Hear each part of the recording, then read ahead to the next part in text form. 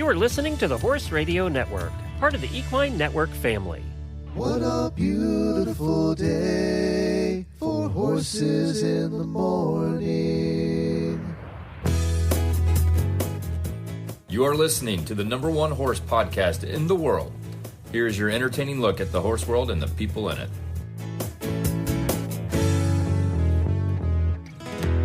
Well, good Wednesday morning, everybody. I'm Glenn DeGeek in Ocala, Florida.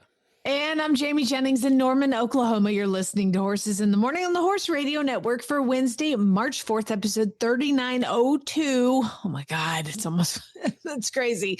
Brought to you by Chewy Equine. Good morning, horse people.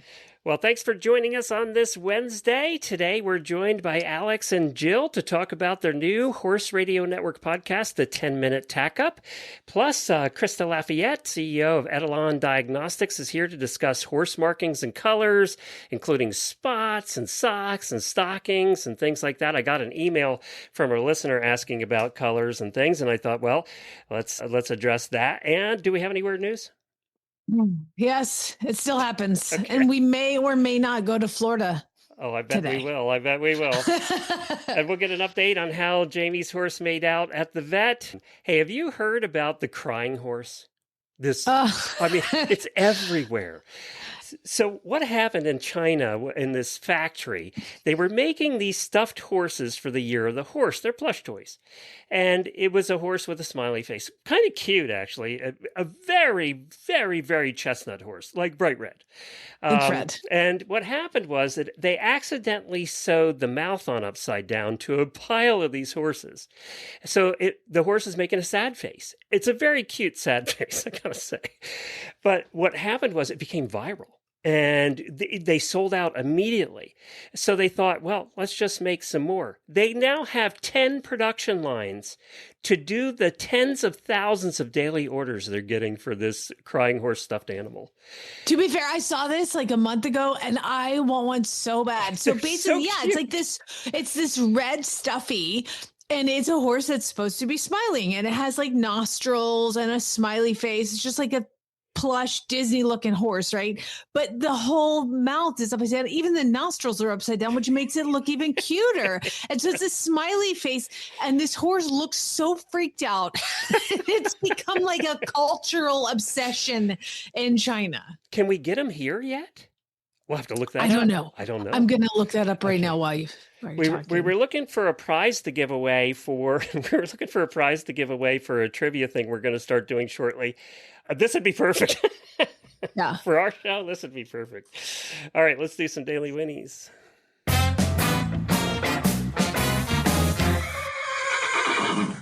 Well, we have yeah, I found them on eBay. Oh, yeah. How much are they? $4,000 each? $16.99. That's all? They're probably 45 cents in China. The non-smiling ones, the crying ones. The Career of the Horse 2026 plush crying horse, and there it is, the picture, and you can just buy it for $16.99. All right, we'll have to do that. We'll get those for our office. That's perfect. So I don't have any auditor birthdays today, but we do have a brand new auditor named Kim. So welcome, Kim. If you haven't joined the auditor group yet on Facebook, just search for HRN Auditors and you can join there. And thank you for becoming part of the auditor family.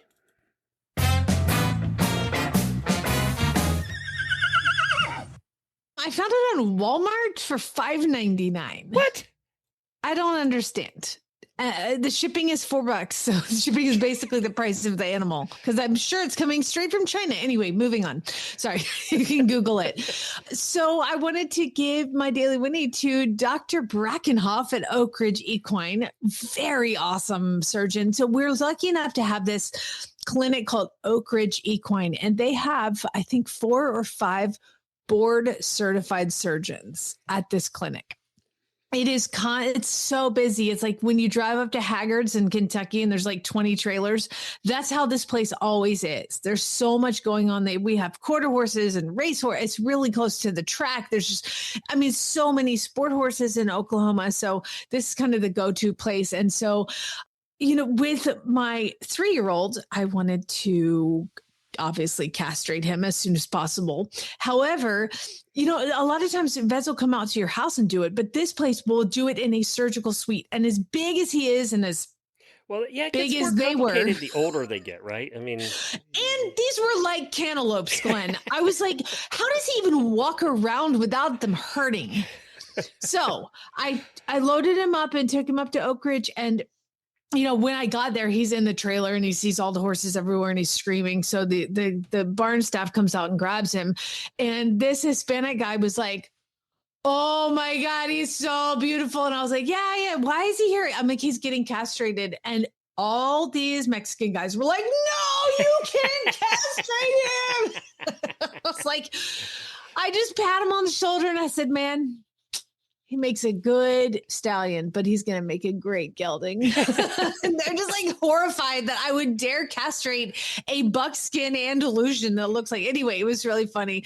So culturally, there's a difference in this type of horse. But anyway, I took him in and dropped him off on Tuesday or Monday, and I picked him up yesterday and they're gone. And bless his heart. So I said, like he just hasn't had probably anything done. So I'm like, vaccinate him, check him for wolf teeth. They pulled out wolf teeth that were the size of my thumb. This poor guy has been ridden around in like a correction bit with giant wolf teeth up in his gums. It's so awful. Of course, what they do at this hospital is they pull them and then they put them in a container for you to take home. So I've got bloody stumps of teeth that Chad's like, clearly you need to make. Well, he was like, I mean, obviously you need to make them into earrings because there's two of them. I was like, absolutely. That's what I'm going to do, my tooth earrings. So I brought him home and, he, immediately, now granted, he's probably a little stoned and probably a little sore, but he's so sweet now. Here's the problem that you're supposed to, when they get castrated, you're supposed to work them for like 20 minutes twice a day to get them moving, to get any fluid that is pooling leave. He doesn't want to move. And the thing is, like, I mean, I took plastic on a stick and he's in the round pen and I'm shaking the plastic and he just looks at me like, meh. And then so I got like a long line and I'm trying to lunge him and he's like, meh. And you can't scare him into moving. I think he's just had so much done to him that he is just desensitized to where I'm going to have to resensitize him, like instead of acceptance training, I'm going to have to unacceptance training him because he's just so over it. But again, he is vaccinated, wolf teeth pulled, balls are gone. Everything is so exciting. He's so sweet too. So I'm really excited. And everything went well. How old is he? 6 again? Was he 6? My horse? Yeah. No, he'll be 4 this summer. 4, okay. So he's only 3. So okay, I couldn't remember how old he was. But I'm so excited to have a normal horse again. It's so stressful having a stallion because they just scream and pace and just. I'm not sure, when the drugs wear off, you're going to still have a month or two of that till he. Oh no, he said for 6 weeks they're still fertile. He said we say 6 weeks, but it's more like 3.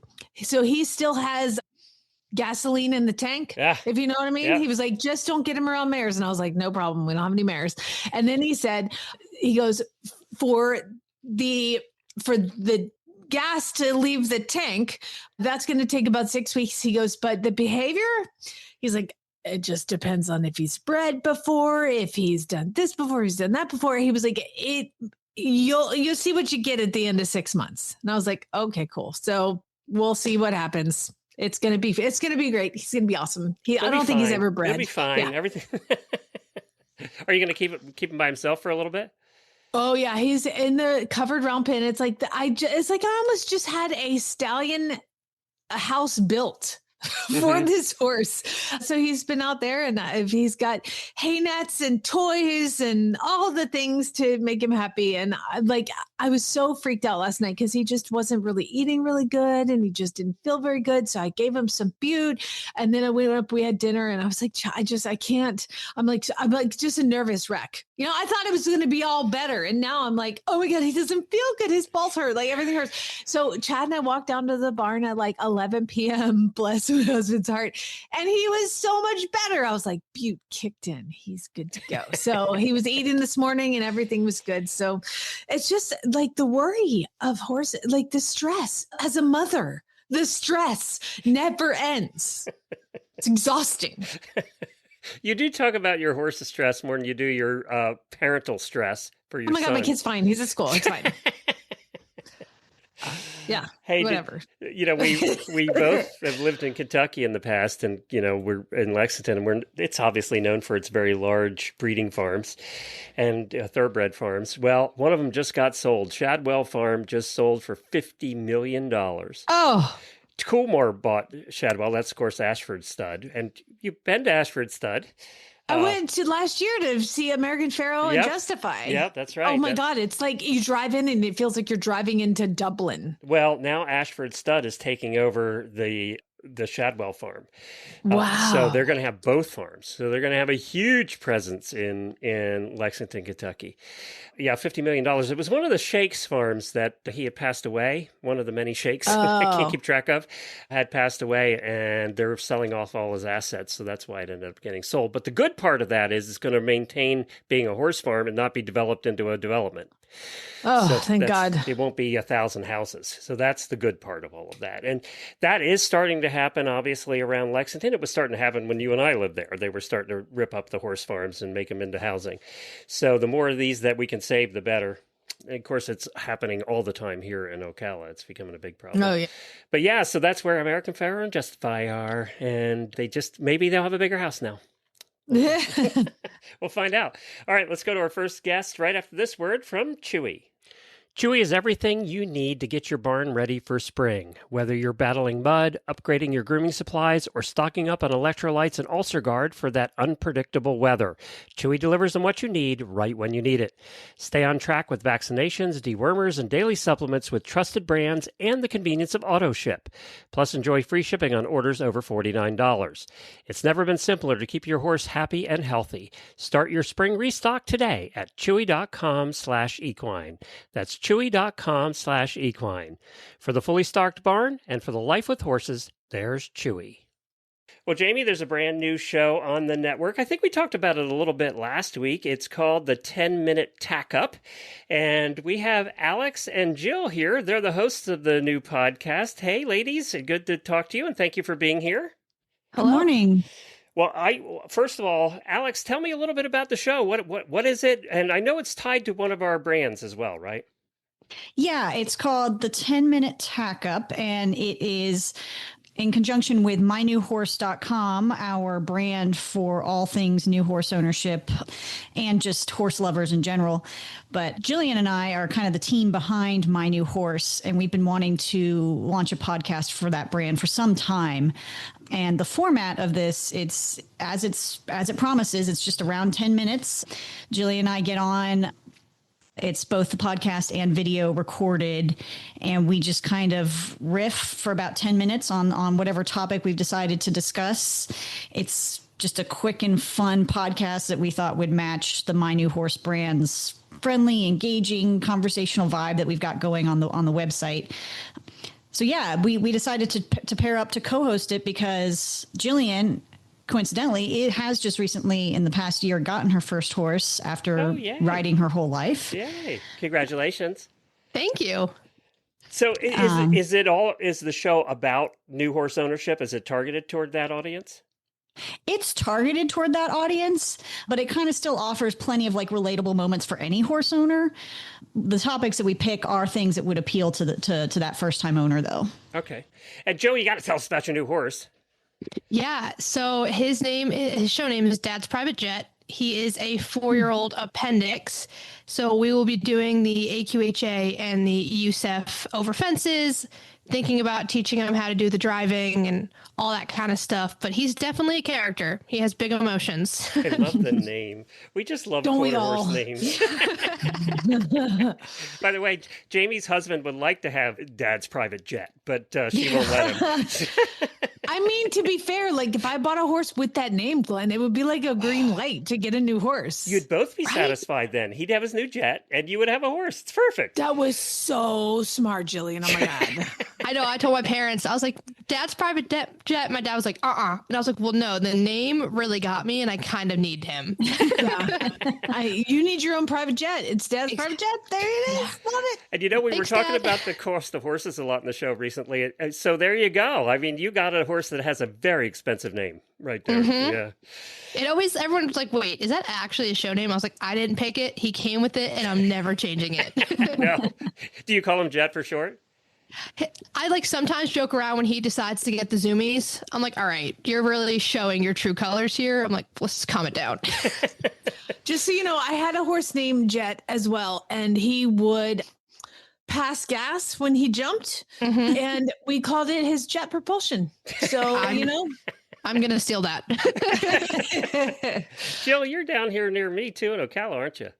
Yeah, I'm down here in Ocala, 15 minutes or so from WEC. So it's really convenient because, like I said, being from New York, I used to have to drive over an hour to go to the barn each way. And now I'm like, oh, it's just a 15, 20-minute drive. I'm like, I'm so spoiled now. I love it. You lived in the city, New York City? Grew up there? Yeah, I live in New York City. How did you get interested in horses living in the middle of the city? Yeah, so growing up, I could literally see the zoo from my front door. So my parents would bring us there and they had pony rides. And once I got my first pony ride, it was game over. I wanted to go every single day. My parents were like, we cannot keep doing this. And unfortunately for them, one of our neighbors was a horseback rider. So she was like, oh, I'll bring your daughter to the barn with me. Oh. And then it was just, they couldn't stop. And they were like, this was a bad idea. Well, you could have told them, I could have wanted a lion. The horse is a better option than that. So Yeah. you could have fell in love with giraffes. I mean, Yeah. well, I'm like, you're lucky. I'm It is glad. an in utero disease, though, Glenn. As far as liking it, it's yes, it was a zoo, and there was one close to you, and you could go and ride the horses, but it wouldn't have mattered. You still would have figured out a way to ride. We all do. So let's head out to the West Coast. Alex, you're out there, right? Yeah, I moved from Lexington, Kentucky recently, horse country, out to the Wild West in Oregon. So it's a bit of a different change of scenery, change of pace. Yeah. What Little. What was the biggest change? What changed for you heading? We both lived in Lexington before, so we kind of get it. Well, for me, obviously, you're not in the heart of horse country anymore, but just being surrounded by, mountains and wilderness instead of thoroughbred horse farms for me has been the biggest change. Why the change? Why Oregon? It had kind of always been a dream to live in the Pacific Northwest. And, we're all lucky enough to work from home, work remotely. So we made it happen. And what's the horse culture like in your immediate area? So there is a pocket of sport horse. I ride English hunter jumpers. And so that's, what I gravitate toward. So there is a pocket, a little horse community here that's very active and very passionate. I haven't got into competing yet. I'm taking a break from horse showing and being right in the thick of it, but Being broken, stressed out. What? It's amazing. My stress levels have gone down. My bank account has gone up. And you're in an area with amazing trail riding too. Yes, I have not gotten on the trails yet, but I have friends that they ride out to the coast. They ride through the wineries. It's pretty amazing. Yeah, I mean, that's a dream right there. Better than riding through a golf course is probably riding through a winery. I think that's pretty good. Down Especially here, if you can stop and have a drink and then keep riding. Yeah, You're my people.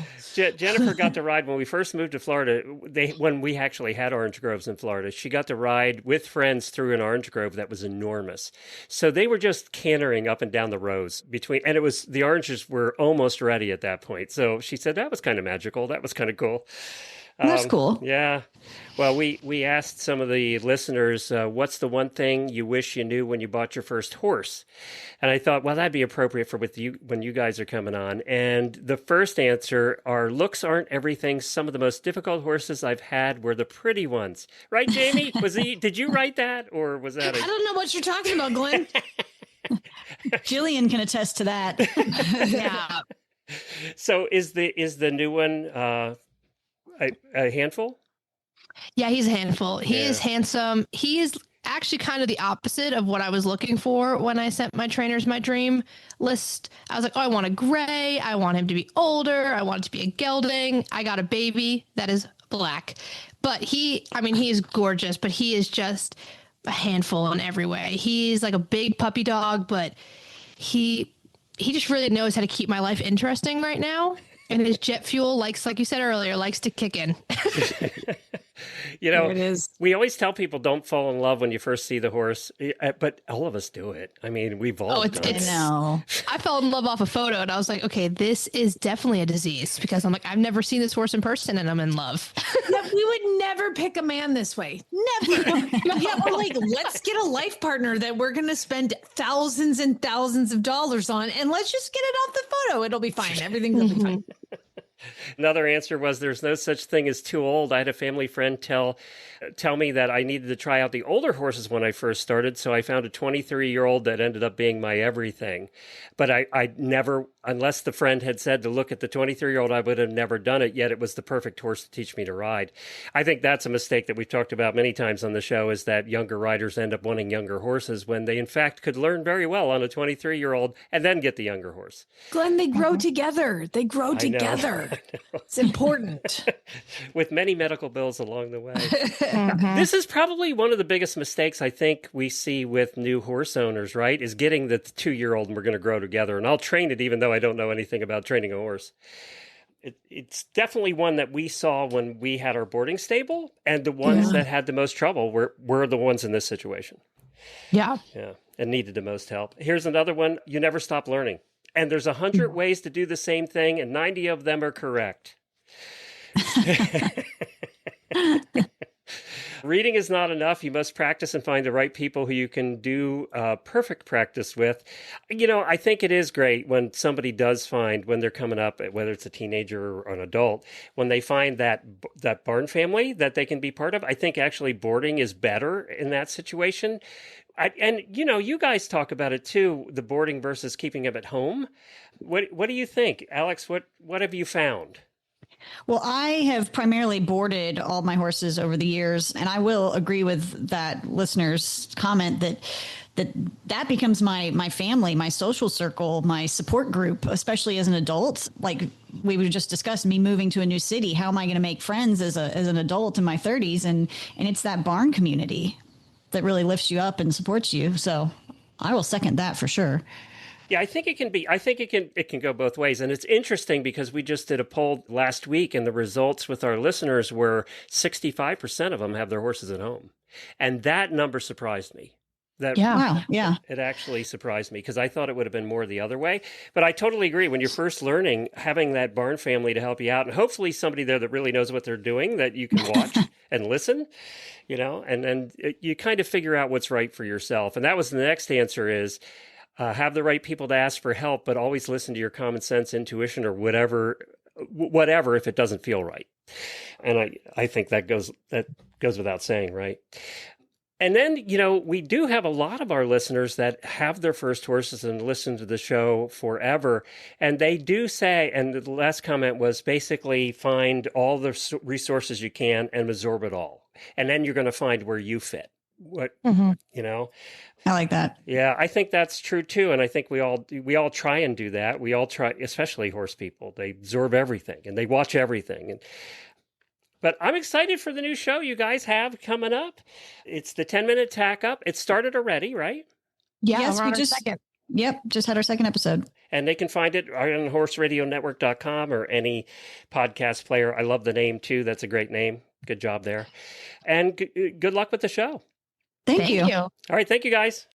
Well, in our health segment this time, I did have a health guest booked for the show today who had an emergency come up last night and had to postpone. Those darn vets, they just keep taking calls from people and not coming on our show. This is the second guest this week that actually had legitimate horse health emergencies come up.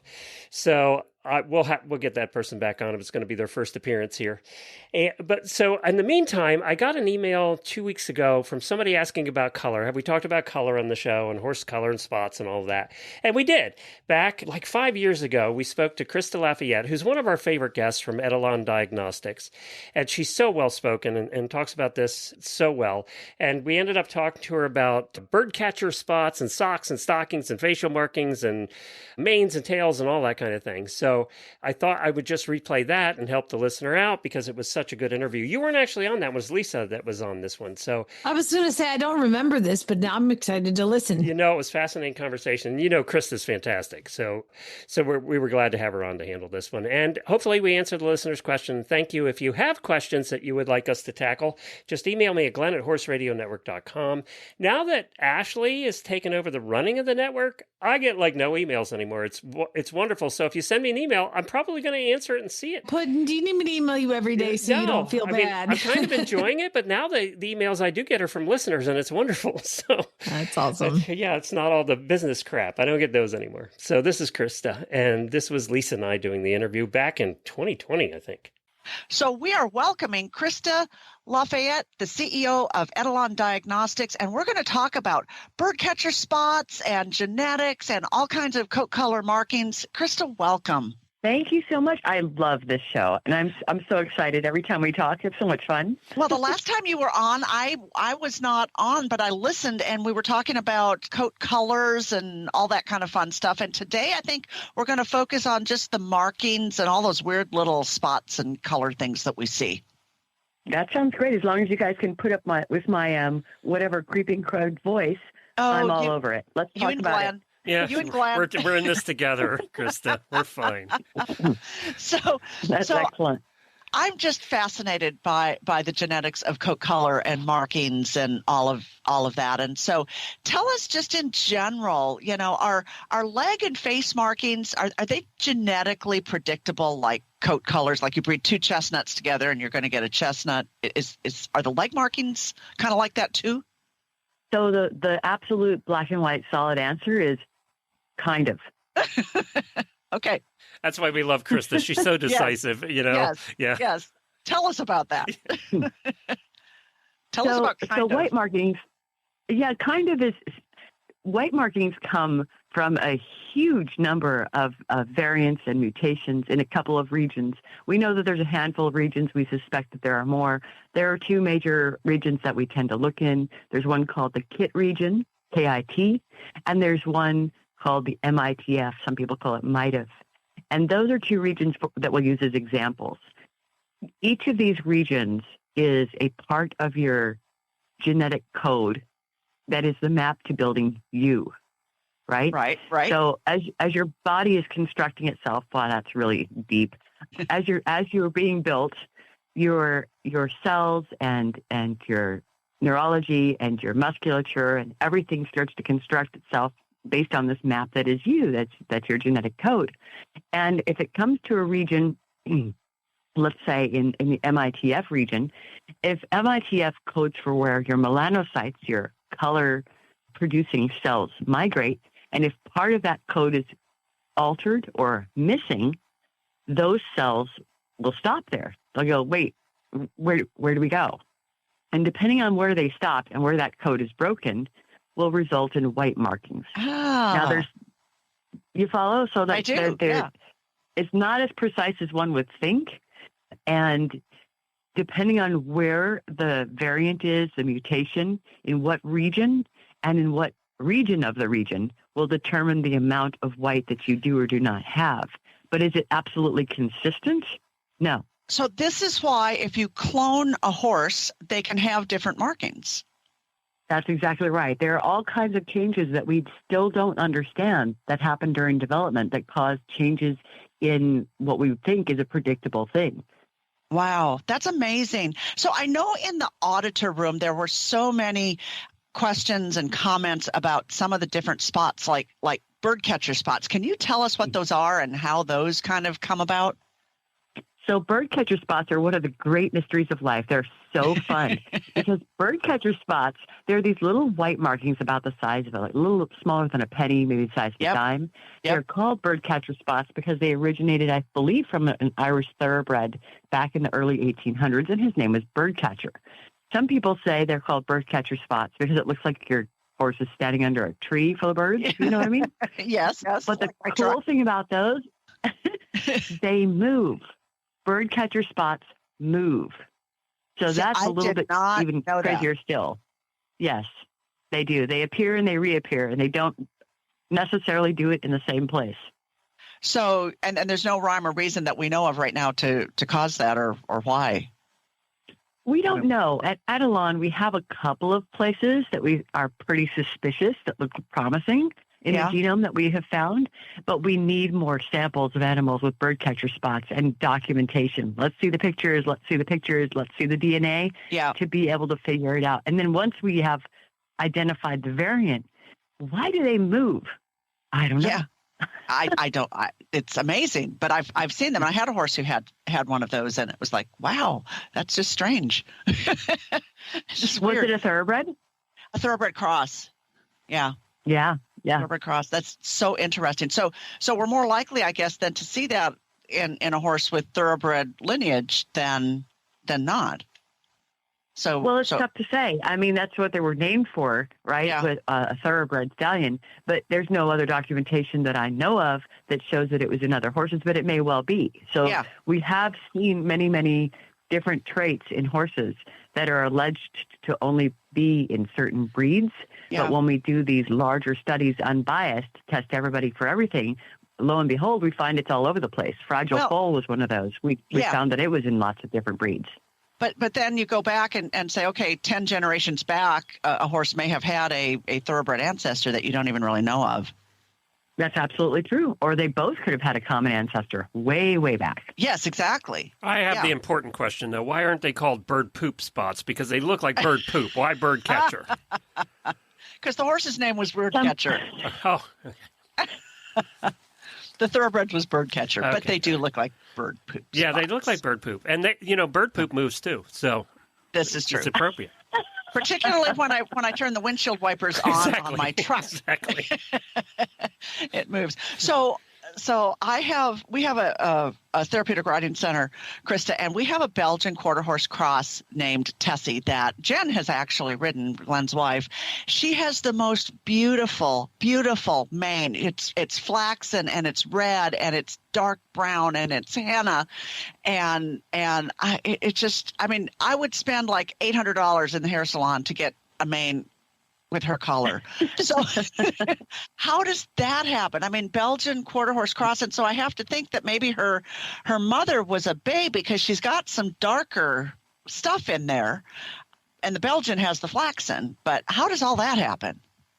It's just a combination of colors, right? So think about a horse that is, let's see, like a buckskin, right? Yeah, right. Buckskin, when you look at it, it's a gold horse with black legs and a nose and mane and tail, right? Yeah. Or there-ish.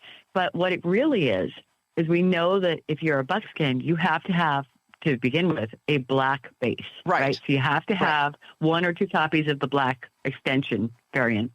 And then on top of that, you have to have at least one copy of what we call dominant agouti, and that's what restricts the black pigment to the outer regions, the legs, the mane, the tail, the nose, the ear tips.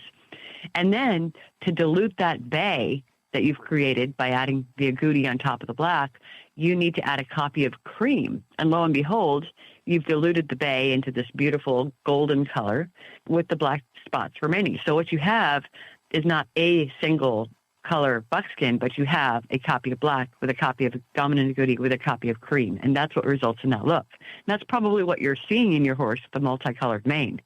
There's probably a whole plethora of things going into that.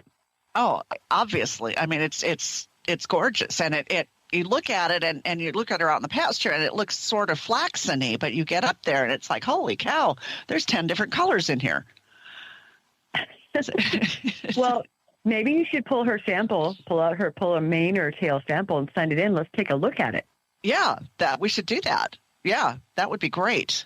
That would be awesome. And the other thing too that I just find so fascinating is the seasonal color changes in coat colors. So, we also have a horse who's a Belgian Shire thoroughbred cross, and he is what I think is a silver dapple bay.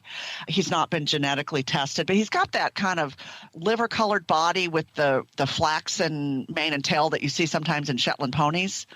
Except this horse weighs 1,500 pounds, but in the summer his body color goes from liver to kind of a sand color, and it's not a bleaching thing. It's like that's his summer coat.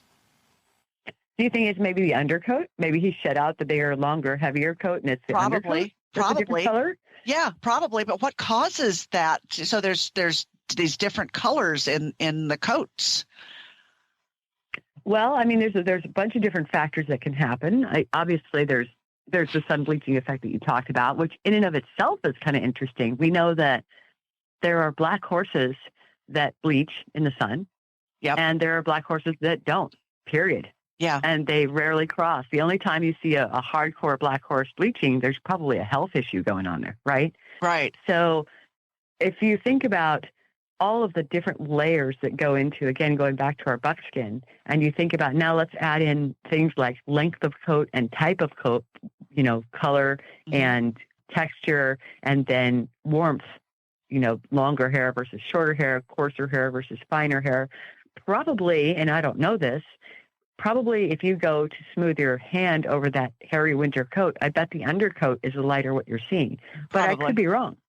These are things that, we're trying to study and we want to look at. But in order to find these variants and explain all these different things, we need a plethora of samples and documentation with photos. That's why we work with the horse people, because you all notice these things. I know my horses better than anyone, as do you. And that's how we actually find these things. When we find colors, it almost always comes from an owner sending a horse going, this is weird. What's going on here? It doesn't make sense. And then we'll look at it and go, you're right, it's weird. And then we go out and look for other horses that are that degree of weird and see if they all have the same type of mutations, and bang, there's your publication. Yeah. And so, the other thing that's I think interesting too is so I have a friend with a horse who's a registered thoroughbred, and he goes thoroughbred all the way back, but he's also double registered as a pinto, and he has that, some pinto markings. And so obviously something cropped out from generations past. How does that, I'm just fascinated by it. I don't even know the question to ask. Yeah. No, it's okay. The stud book for thoroughbreds, depending on where he's from, is only a couple of 100 years old, which is still old. And we know thoroughbreds come from way back. But if you're talking about pinto, if you mean Tabiano is a couple thousand years old. Yeah. And he is. Yes. Right? Yeah. So it could come from way back. We're back to that idea of the thoroughbred and this other horse sharing a common ancestor way back when. Okay.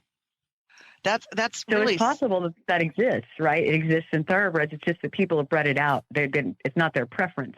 And every now and then somebody is a freak and says, nope, I'm not going to go with the fashion trend. I'm going to keep doing this. And you end up with a horse that's not the fashion. Not the fashion, not the style. But I tell you, this horse is gorgeous. So, there you go. There you go. He's perfect just as he is. So, well, you're talking to somebody who regularly adopts, unfashionable animals with white markings in all the wrong places. Oh, I'm sure. The wrong size, and Yeah. Well, I can't thank you enough for all this amazing information. I don't know. I need to take you to lunch someday. This is just so interesting to me. But how do if people have a horse with a weird color, how do they find you? How can they get some more information? So we have a website. It's etalondx.com, etalondx.com. And they can go onto the site and they can do a couple different things. They're welcome always to log in and choose a testing package to test their horses for. We don't have your one-off test as most traditional labs do. We have a huge package for like $119. And the reason we do it that way is so people get a picture of their horse, not like a piecemeal, not 4 blind men in a room with an elephant, but see the elephant, turn on the light, right? And what we do then is once we've run all of these tests at once and we've come back to the owner and say, hey, you've got a bay horse and it's average height and it's faster to 60. It's got 2 copies of Sprint. What do you think? And I'll go, well, I think you're missing something. And they show us like, it's white. Oh, well, that's weird. And then we're back to that. Okay, let's go look at these regions and see what's going on in there. And that is how we find stuff. We work together with the horse people. Everybody who tests with us has the right and absolute should use the free consult that goes along with the service. And we talk to you about your test results and we review it with you and ask you lots and lots of questions. And it's just good fun. Yeah. Horse people are a unique breed, right? And they're ready. They really want to discover things. They're way ahead of the crowd. when you talk about genetics, horse people are ahead of the game. They're ahead of the dog people, and they're even ahead of most farmers and because they know. You can send them this crazy variant summary that shows this alphabet soup looking thing, and they can look at that and go, oh yeah, that's a blue-eyed bay. Yeah, they know. They know. All right. Well, thanks, Krista. I appreciate it. Time to learn why some days you're embarrassed to be part of the human race. In Jamie's Weird News. Yes, it's that time of the week where y'all send me weird news from all over the world. And we're going to go global today, Glenn. Global weird news. And I would like to thank the people that did submit some weird news. Stephanie, Jolyn, Michelle, Laureen, Diana, Maya, Meta, Jenny, Shelley, and a different Stephanie. And I would also like to apologize, I think, to Maya and Meta, because sometimes I just discovered this week that tons of weird news has been going to my junk folder. And I went to junk because I was looking for something. I was like, oh my God, there's so many stories in here. So some of them y'all might have sent a while ago, but I didn't do them. So here we go. We're going to do some of those. But like our first one globally, Glenn, we are going to start in Japan. Oh, okay. Well, I don't think we've been to Japan before. I don't know, but weird stuff happens there. And it's actually really sweet. So do you know what a sunfish is? Yes, we used to catch them. Yes. They're like giant, right? Yes. Well, most aquariums don't have them because they require an extra amount of care. They're all over the world. They're in every ocean, but not a whole lot of sunfish are in aquariums because they just have a lot of requirements. They have curious They're really personalities. ugly, if I remember right. They're really ugly looking. They're so ugly. They're cute, like they're so weird looking. But there was a sunfish in an aquarium in Japan. And it wasn't feeling really good because the aquarium had to close at Christmas time for a couple months for renovations. And they started getting concerned about the sunfish's behavior. Like it just wasn't thriving. And they were super concerned about it. Well, what they realized is every time somebody would walk by the tank wall, the window, the sunfish would swim up quickly. Like, there's people. And then they'd walk off and the sunfish would get depressed again. So what they did, they call it the last resort to solve the sunfish's health issues. And they think it stems from loneliness. So they took 4 mannequins, cardboard cutouts of people, got them dressed, and have now put them up against the tank. And the sunfish is fine. He was lonely. He needed emotional support people. He needed emotional support people. So yeah, they said that he's now said the fish felt better. The following day was seen waving its fins in the tank, they said on Twitter. And he was just sad because he didn't have any visitors. So don't tell me that animals don't have feelings, because clearly they do. And y'all stop eating them if they love people so much. You don't want to eat a sunfish. They're known for having like 20 times more bones than other fish.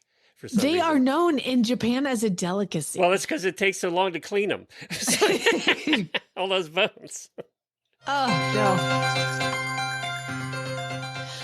no. Okay, well, now we're going to come back to the U.S. and go to Phillipsburg, Montana. Okay, a 25-year-old man was pulled over, and when the police officers saw him, he had an open container in his car. Now, I don't know where Phillipsburg, Montana is, but that's probably fairly common. Just, got an open beer driving down the road while he got a ticket. So he had to pay the ticket. So he drove several days later, went to the Granite County Courthouse to pay the fine that he had received for the open container. And he was sitting in the lobby waiting. And while he was waiting, Sheriff Rico Barkell, of course his Montana sheriff is called Rico. Sheriff Rico observed that potentially this young man appeared to be intoxicated. But he didn't ask directly. He said, "Hey man, you drive yourself here?" And the guy's like, "Yeah, just here to pay a ticket." And he's like, "Come on over here for a minute. You've been drinking?" "Yeah, I had just 2 and smoked marijuana twice. I'm fine." And so then the officer was like, "Let's do a breathalyzer test." Did a breathalyzer, confirmed that he was this case 3 times the legal limit. Oh my That's God. more than 2 drinks, people. And then they walked out to the car and he had an open container in the car. Well, you hadn't taken it out from the last time. Right. So he was then charged with aggravated DUI and got another ticket for an open container. The sheriff's office posted about the incident on its Facebook page. You know, I love sheriff posting. And they wrote the story of it and they wrote, "Stupidity is not an excuse."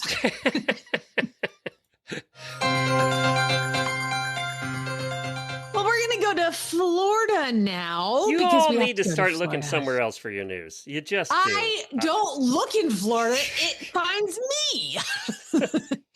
Where's Hialeah, Florida? Hialeah. down- Hialeah? I Hialeah? don't know. I'll look that up. I don't know. It doesn't really. It's probably close to Miami because NBC I think it Miami is. is Yeah. reporting this story about Dean Young. Oh my God. What is the first story was 25-year-old. Now this guy's 26. Well, he went to, I guess it was just a parking lot and he saw a landscaping van. And so Dean Young, 26 years old, decided to break in to the landscaping van and steal all the tools and everything. So he breaks in, quietly opens the door, climbs in, and he's going to start collecting all the stuff. And he gets all the stuff he wants to get. And then he goes to get out and it won't open.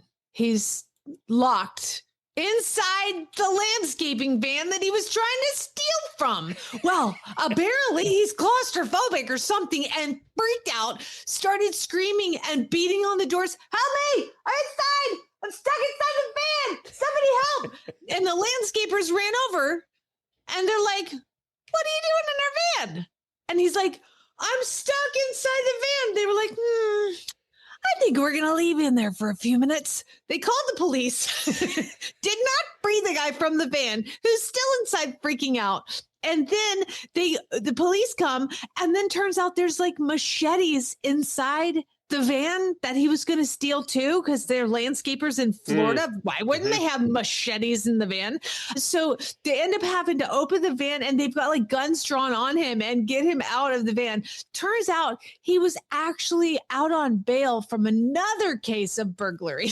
We've got a theme today with the crooks. You're terrible. You're a terrible burglar. Yeah, you need a new profession. Maybe McDonald's would be a better bet. Get a job. Yeah. By the way, Hialeah, we should have known that. Hialeah Park, it's a racetrack. It's a track. Yeah, That's the only reason I'd heard of it. Doesn't mean I know where it is. No, it's down, you're right, down toward Miami. That's exactly where it is. Yep. I thought, well, that had to be where the track was, right? I think Seabiscuit was known for being at Hialeah, if I remember. Yeah, right. I think so. Look at you. I just have watched that movie several times. Last story. Oh, Benjamin Feltz, 37, and he's from Nakusa, Wisconsin. So backing up, Wisconsin Rapids paramedics loaded a patient into an ambulance. Okay, so there's an ambulance parked on the side of the road. I don't know why the patient was being put in the ambulance. Car accident, I don't know. But they load the patient in an ambulance. And as they're closing the doors, they get the doors shut. And Benjamin Feltz decides that he's going to steal the ambulance and jumps in the driver's seat and takes off the ambulance with a person in the back who needs medical attention and races off driving. How dumb. Okay. So he actually leads the police on a 18-mile chase through central Wisconsin after stealing the ambulance. Woo, woo, woo. I was going to say, I hope lights and sirens were gone because... for 18 miles. It was like a huge police chase in Wisconsin, an ambulance with a patient in the back. This is kind of a big deal. So he's driving. They end up having to put one of those spike strips out, like boom. And it was on a dirt road. So he does a spike strip. Boom, dingus popped, dirt road. He actually pulls in front of a landfill and the police are like, "Get out of the ambulance. This is the sheriff. Come out with your hands up." And so what does he do? Benjamin Feltz opens the door and he jumps out, hands up in the air, completely naked. Okay, I didn't see that coming. It's not in Wisconsin this time of year. That's kind of chilly. He Yeah. Not great. Not great. Yes, completely naked. He had jumped in the ambulance, taken off, and you're going to be shocked, but he was intoxicated. Oh, yeah. Big surprise. No word on how the person. Yeah, I was going to say, how's the dude in the back? I'm telling you, the ABC 7 Chicago that posted this, I have more questions than answers. So I'm going to have to do some ignore research. that part of the story? All they did was talk about the naked guy driving. I'm like, I want to know how, first of all, what happened to get the guy in the ambulance? And then what happened? Why was he in the ambulance? And what happened after it? But with the naked guy, was he like standing up, like trying to like pull the car over, trying to get through the window, or was he like completely out and strapped down? Did he flip? I got questions. I have so many questions. They always do the dumbest interviews on local news, right? Well, did you see it? What'd you see? This is one interview they should have done. The guy in the back of the ambulance. I know. More questions than answers. He's the one we want to hear from. Yep. I want to hear if from he was that having guy. a heart attack, that was a bad time. Oh, poor guy. All right, that was it. All right, get your weird news into weirdnews@horseradionetwork.com. Oh, yeah, I forgot to say that. Yeah, so send that to weirdnews@horseradionetwork.com. Jamie will promise to check the spam next time. I will. I got mired in the spam. I forgot to tell everybody how to do it. Yeah, please, if you see something in the news and you're like, that's super weird, email it to me, weirdnews@horseradionetwork.com. Now, before we go, I have another side note to let everybody know. I think I've made a decision as far as a listener meetup at the Kentucky 3-Day this year. So I've been doing a restaurant and it's like kind of a pain. So what I've decided to do, and this is really going to be awesome because horses, New Vocations has its annual open barn and barbecue.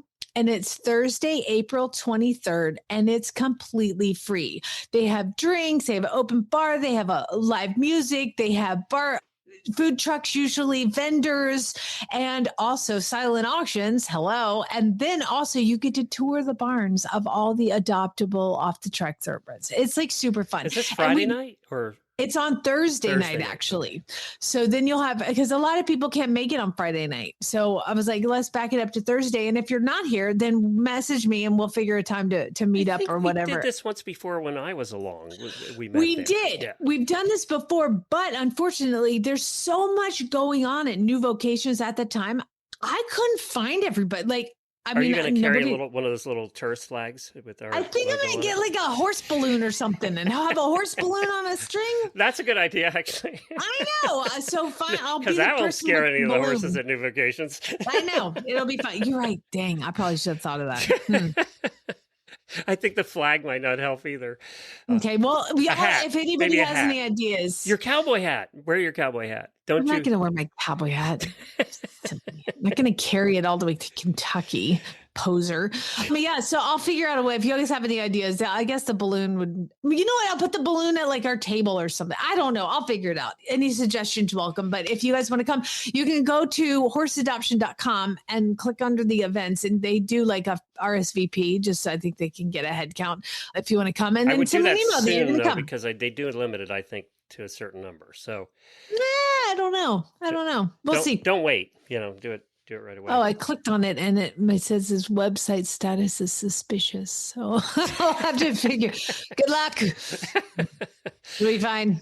All right. Tomorrow, Jennifer and Mary will be here, and then we'll do some really bad ads on Friday. Get your bad ads in to Jennifer@horseradionetwork.com. And this Friday, we're giving away the prizes for the month as well. So we'll be doing that on Friday. Auditors, hang on. We're going to talk a little food and snacks in the post show. We were serious on Monday, a little less serious today. I'm kind of hungry too, so we'll see how this goes. Spay, neuter, geld. We don't agree on movies. We'll see if we agree on snacks. We do agree on gelding, though.